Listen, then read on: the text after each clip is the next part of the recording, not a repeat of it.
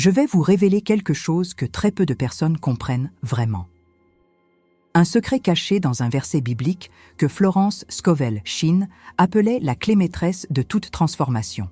Ce n'est pas ce que vous pensez. Ce n'est pas une simple prière. Ce n'est pas une technique de plus. C'est un mécanisme spirituel précis qui, une fois activé, ouvre littéralement les canaux de la provision divine dans votre vie. Des gens ordinaires ont vu leur situation financière se renverser en quelques semaines après avoir compris ce principe. D'autres ont reçu des sommes inattendues, des opportunités impossibles, des portes qui semblaient fermées à jamais. Et tout cela commence par une seule chose que vous faites probablement mal, en ce moment même, sans le savoir. Si vous êtes fatigué de lutter, si vous sentez que quelque chose bloque l'abondance dans votre vie, si vous avez l'impression que peu importe vos efforts, rien ne change vraiment, alors restez jusqu'à la fin. Parce que dans les prochaines minutes, vous allez découvrir exactement ce qui vous retient et comment le libérer. Ce que je vais partager avec vous a le pouvoir de créer une nouvelle réalité de prospérité dans votre existence. Mais seulement si vous écoutez jusqu'au bout. Avez-vous déjà ressenti que quelque chose de puissant vous attendait, mais que vous ne saviez pas exactement comment y accéder?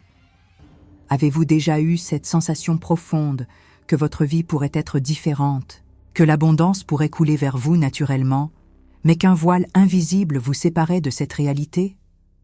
Pourquoi certaines personnes semblent attirer la prospérité sans effort, tandis que d'autres luttent constamment contre le manque et la limitation? Vous allez découvrir un verset biblique qui contient la clé exacte pour créer une nouvelle réalité de prospérité dans votre existence. Ce n'est pas une promesse vide, ce n'est pas une théorie abstraite. C'est un principe spirituel que Florence Scovel Shinn a enseigné pendant des décennies et qui a transformé des milliers de vies. Et si vous êtes ici en ce moment, ce n'est pas un hasard. Quelque chose vous a guidé jusqu'à cette vidéo, jusqu'à cet instant précis, parce que vous êtes prêt à recevoir ce qui va suivre. Avant d'aller plus loin, j'aimerais savoir de quelle ville vous nous regardez en ce moment. Écrivez-le dans les commentaires, parce que je crois sincèrement que chaque personne qui écoute ces paroles fait partie d'une communauté spirituelle qui transcende les frontières. Que vous soyez à Paris, à Lyon, à Marseille, à Bordeaux ou dans un petit village de campagne, sachez que vous n'êtes pas seul dans cette quête. Vous êtes exactement là où vous devez être, au moment où vous devez y être. Et le fait que vous ayez choisi de rester jusqu'ici me dit quelque chose de profond sur vous. Vous êtes quelqu'un qui cherche la vérité, qui aspire à plus, qui refuse de se contenter d'une vie de médiocrité spirituelle. Laissez-moi vous emmener dans une scène que je veux que vous visualisiez clairement. Imaginez une femme assise seule dans sa cuisine, tard dans la nuit. La lumière de la hotte éclaire faiblement le plan de travail où s'empilent des factures impayées. Dehors, la pluie frappe doucement contre les carreaux. Elle a les mains jointes, les yeux fermés, et son cœur est lourd d'inquiétude. Depuis des mois, elle se bat contre une situation financière qui semble impossible. Elle a tout essayé, tout ce que le monde lui a conseillé. Elle a travaillé plus dur, elle a économisé chaque centime, elle a même vendu des objets auxquels elle tenait. Mais rien ne change. Le mur du manque semble infranchissable. Et dans le silence de sa cuisine, elle murmure une prière différente. Elle ne demande plus d'argent. Elle ne supplie plus pour une solution. Elle dit simplement ces mots : « Seigneur, je ne sais plus quoi faire. Je te donne mon esprit. Je te donne mes pensées. Je te donne ma peur. » Et elle reste là, dans le silence, sans attendre de réponse spectaculaire. Ce qu'elle ne savait pas encore, c'est qu'à cet instant précis, quelque chose avait changé. Pas dans ses circonstances extérieures, mais dans le fondement même de sa conscience. Elle avait, sans le savoir, activé le principe le plus puissant de la création spirituelle. Le verset que Florence Scovel Shinn considérait comme l'un des plus transformateurs de toute la Bible se trouve dans Ésaïe, au chapitre 26, verset 3. Il dit ceci : « Tu garderas dans une paix parfaite l'esprit qui s'appuie sur toi, car il se confie en toi. » Relisez ces mots avec votre cœur, pas seulement avec votre intellect. Tu garderas dans une paix parfaite l'esprit qui s'appuie sur toi. Comprenez-vous ce que cela signifie réellement ? Cela signifie que lorsque votre esprit, votre mental, Vos pensées sont fermement fixées sur le divin, sur la source de toute vie, quelque chose de miraculeux se produit. Une paix parfaite vous enveloppe. Et cette paix n'est pas simplement une émotion agréable. Cette paix est le terreau dans lequel la prospérité prend racine et fleurit. Florence Scovel Shinn enseignait que la prospérité véritable ne peut jamais naître d'un esprit agité par la peur, tourmenté par le doute ou fragmenté par l'anxiété. La prospérité est une fréquence, une vibration, un état d'être qui ne peut exister que dans un esprit qui a trouvé son ancrage en Dieu. Quand votre mental est constamment secoué par les tempêtes des circonstances extérieures, quand vous réagissez à chaque problème avec panique, quand vos pensées sautent d'une inquiétude à l'autre sans repos, vous créez un champ énergétique qui repousse littéralement l'abondance. Mais quand votre esprit est fixé, établi, enraciné dans la confiance absolue en la provision divine, vous devenez un aimant pour tout ce dont vous avez besoin. Je veux vous présenter maintenant ce que j'appelle le décret de l'esprit fixé. C'est une phrase que je vous invite à répéter avec moi et à garder dans votre cœur tout au long de cette vidéo et des jours à venir. Mon esprit est fixé sur la bonté de Dieu, et dans cette paix parfaite, la prospérité coule vers moi, naturellement. Prononcez ces mots. Pas mécaniquement, mais avec une intention profonde. Mon esprit est fixé sur la bonté de Dieu, et dans cette paix parfaite, la prospérité coule vers moi naturellement. Vous voyez, le problème de la plupart des gens n'est pas qu'ils ne travaillent pas assez dur. Le problème n'est pas qu'ils manquent d'intelligence ou d'opportunité. Le problème est que leur esprit n'est jamais fixé. Il est toujours en mouvement, toujours en réaction, toujours en train de calculer, de s'inquiéter, de craindre le pire. Et dans cet état de turbulence mentale, même les meilleures opportunités passent inaperçues, même les portes ouvertes restent invisibles. Permettez-moi de vous raconter l'histoire de Marc, 43 ans, père de 2 enfants, qui travaillait comme comptable dans une entreprise depuis 15 ans. Marc était ce que beaucoup considéreraient comme quelqu'un de responsable et de sérieux.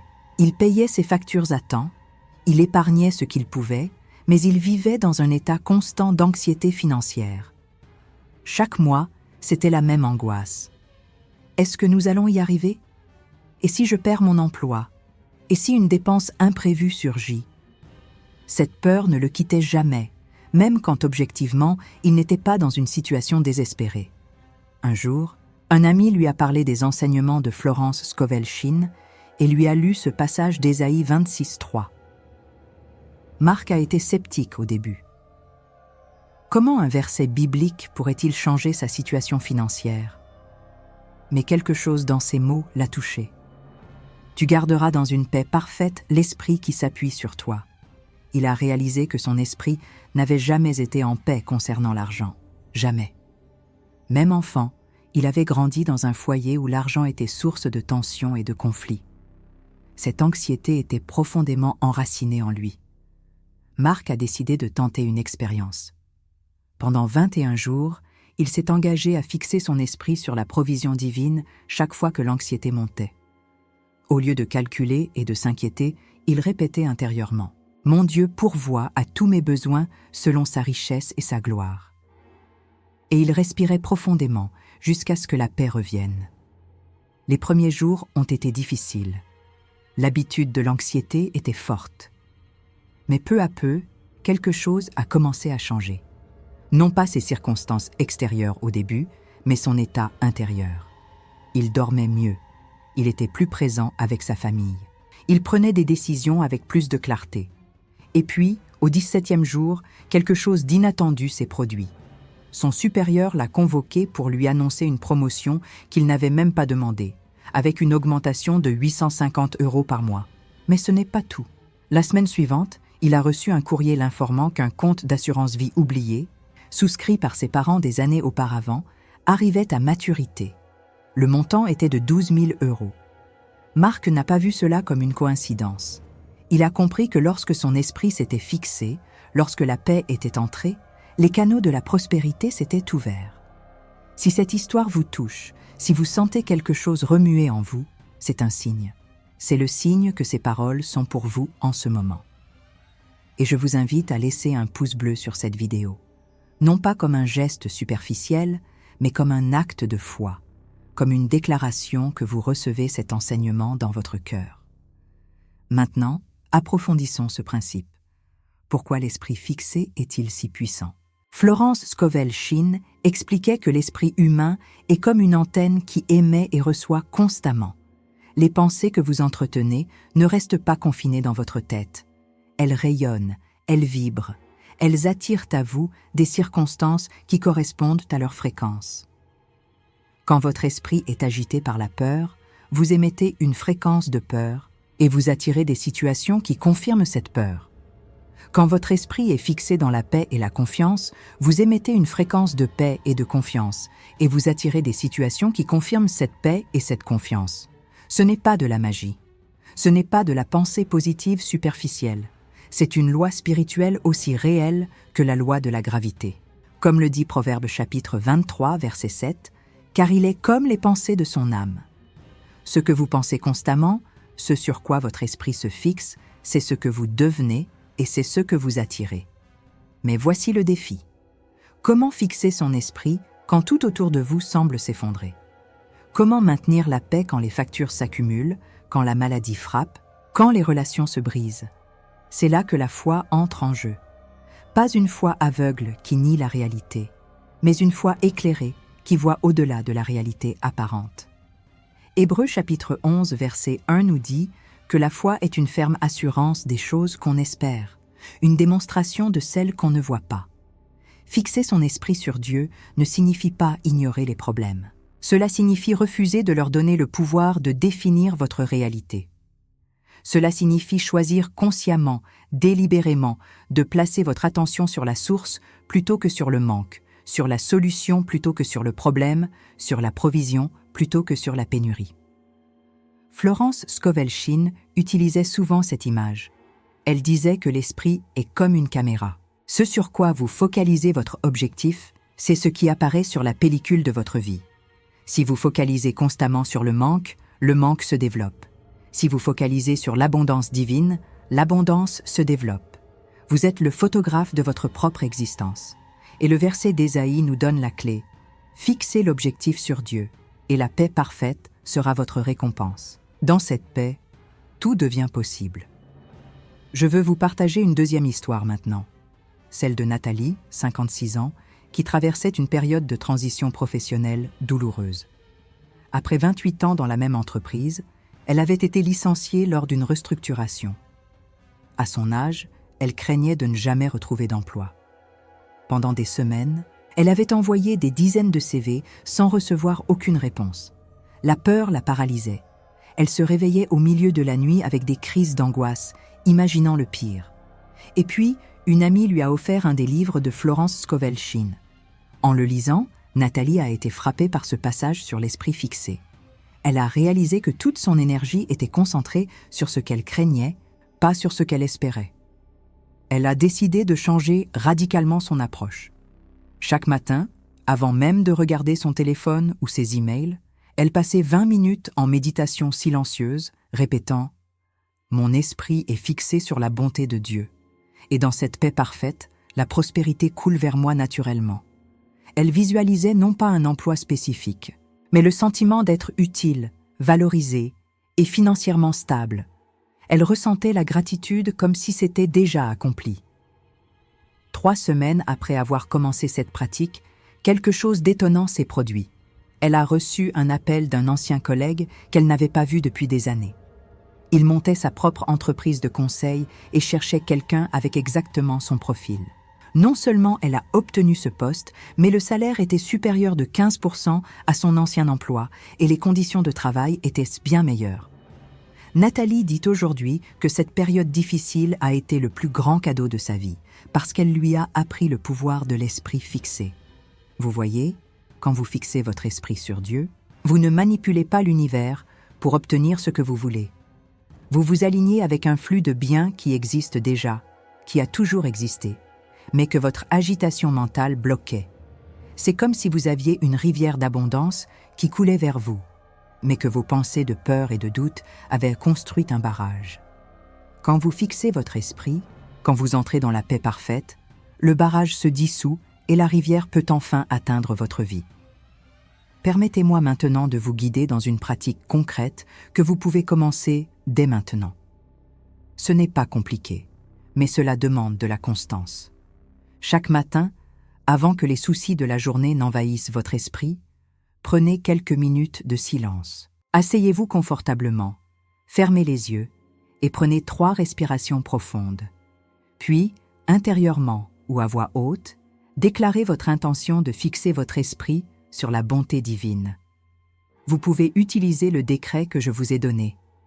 Mon esprit est fixé sur la bonté de Dieu, et dans cette paix parfaite, la prospérité coule vers moi naturellement. Répétez-le lentement, en laissant les mots pénétrer votre conscience. Puis, restez simplement dans le silence, en accueillant la paix. Ne cherchez pas à visualiser quelque chose de spécifique. Ne cherchez pas à forcer quoi que ce soit. Laissez simplement la paix vous remplir. Si des pensées d'inquiétude surgissent, et elles surgiront certainement au début, ne les combattez pas.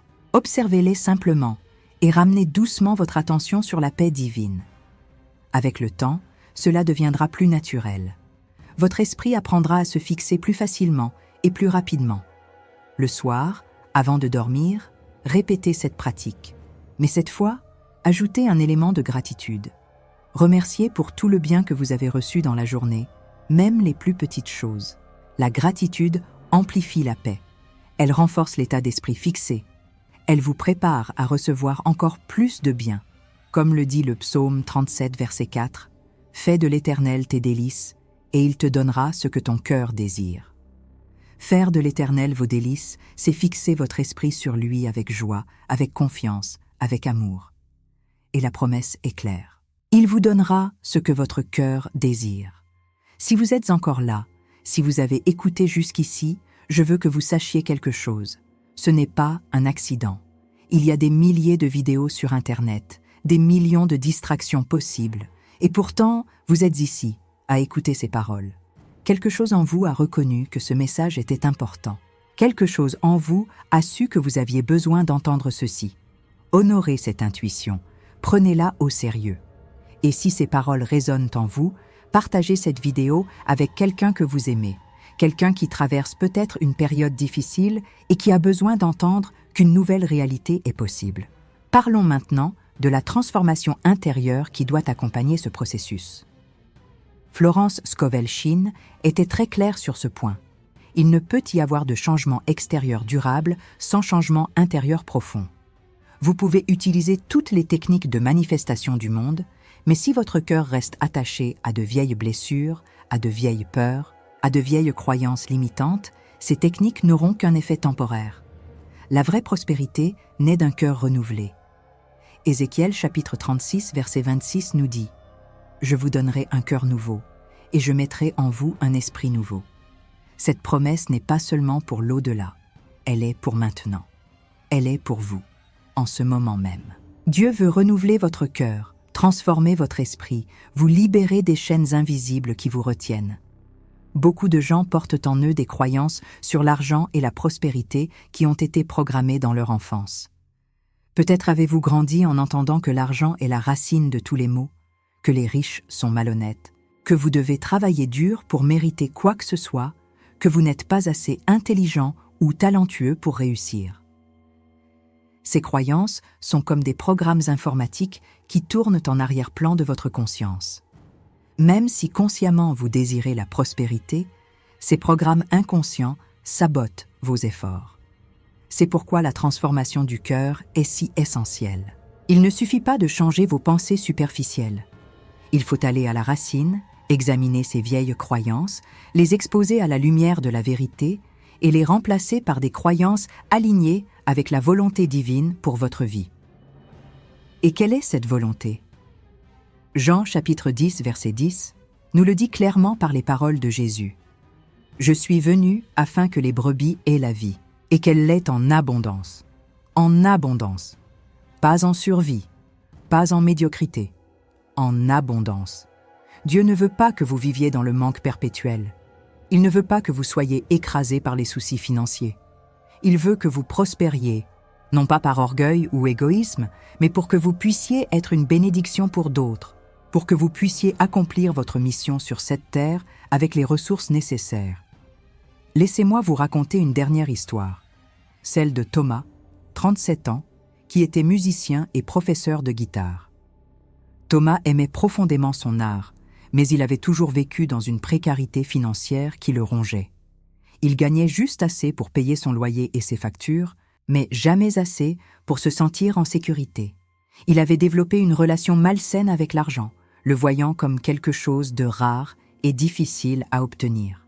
Un jour, en écoutant un enseignement sur Florence Scovel Shinn, il a été confronté à une vérité qui l'a secoué. Il réalisait que son art, sa musique, était un don de Dieu et que refuser la prospérité revenait en quelque sorte à limiter la portée de ce don. Comment pouvait-il toucher plus de vie, enregistrer sa musique, voyager pour partager son art, s'il restait constamment dans le manque? Cette prise de conscience a été le début de sa transformation. Thomas a commencé à appliquer le principe de l'esprit fixé avec dévotion. Chaque jour, il déclarait « Mon esprit est fixé sur la bonté de Dieu, et dans cette paix parfaite, la prospérité coule vers moi naturellement. » Mais il a aussi travaillé sur les croyances profondes de son cœur. Il a réalisé qu'il avait inconsciemment associé la souffrance financière avec l'authenticité artistique, comme si être un vrai artiste signifiait être pauvre. Il a remplacé cette croyance par une nouvelle. Mon art est une expression de l'abondance divine. Et plus je prospère, plus je peux partager cette abondance avec le monde. En 8 semaines, des opportunités qu'il n'aurait jamais imaginées ont commencé à apparaître. Un producteur l'a contacté pour collaborer sur un projet qui lui a rapporté 3 500 € en un mois, plus que ce qu'il gagnait habituellement en 3 mois. Puis, une école de musique prestigieuse lui a proposé un poste d'enseignant régulier avec un salaire stable. Thomas dit que le changement extérieur a été le reflet direct du changement intérieur. Quand son cœur s'est ouvert à la possibilité de la prospérité est venue à lui. Ces histoires ne sont pas là pour vous promettre que tout sera facile ou que les résultats viendront instantanément. Elles sont là pour vous montrer que le changement est possible, que vous n'êtes pas condamné à répéter les mêmes schémas, que quelque chose de nouveau peut émerger dans votre vie quand vous fixez votre esprit sur la source de tout bien. Revenons maintenant au cœur de notre enseignement. Mon esprit est fixé sur la bonté de Dieu, et dans cette paix parfaite, la prospérité coule vers moi naturellement. Je veux que cette phrase devienne votre ancre, votre refuge, votre déclaration quotidienne. Quand le doute surgit, revenez à ces mots. Quand la peur tente de vous envahir, revenez à ces mots. Quand les circonstances semblent impossibles, revenez à ces mots, car ce ne sont pas de simples mots. C'est une vérité spirituelle qui a le pouvoir de réorganiser votre réalité. Florence Scovel Shinn enseignait que la parole parlée avec foi a un pouvoir créateur. Quand vous déclarez quelque chose avec conviction, vous mettez en mouvement des forces invisibles. Ce n'est pas de la superstition. C'est la compréhension que nous sommes des êtres spirituels vivant une expérience humaine et que l'esprit a primauté sur la matière.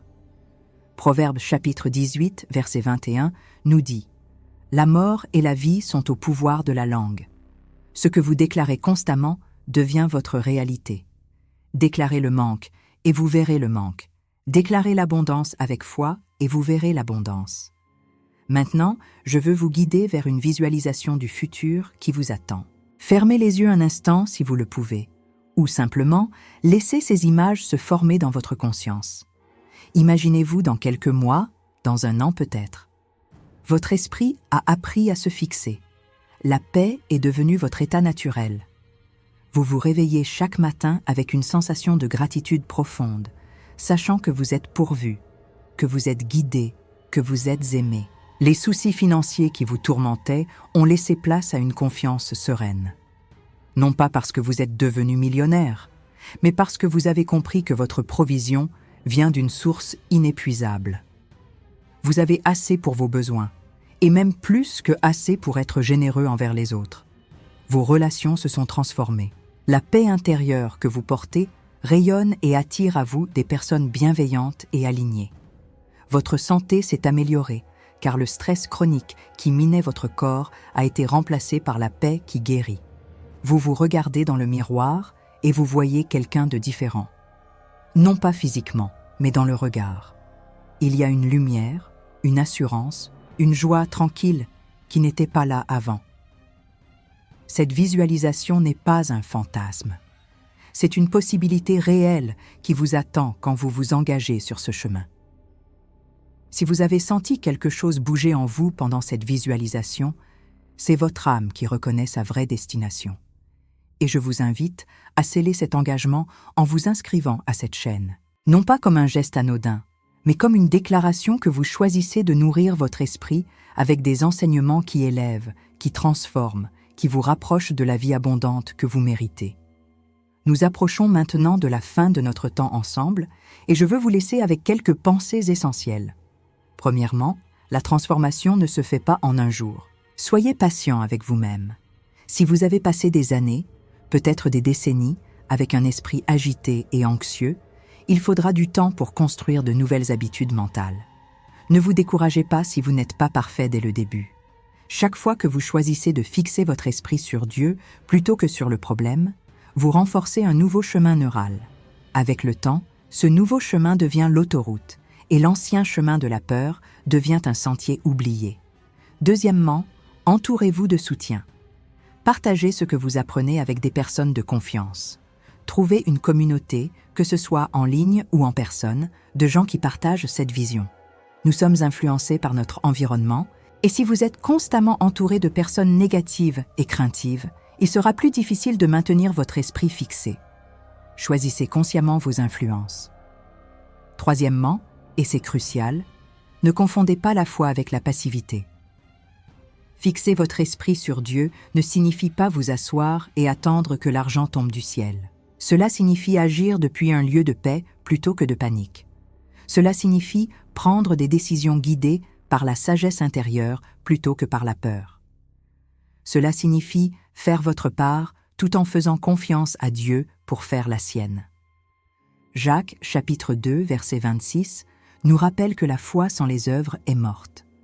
La foi authentique se manifeste par l'action inspirée. Je voudrais revenir une dernière fois à notre décret central. Répétez-le avec moi une fois encore, en laissant chaque mot pénétrer profondément dans votre conscience. Mon esprit est fixé sur la bonté de Dieu, et dans cette paix parfaite, la prospérité coule vers moi naturellement.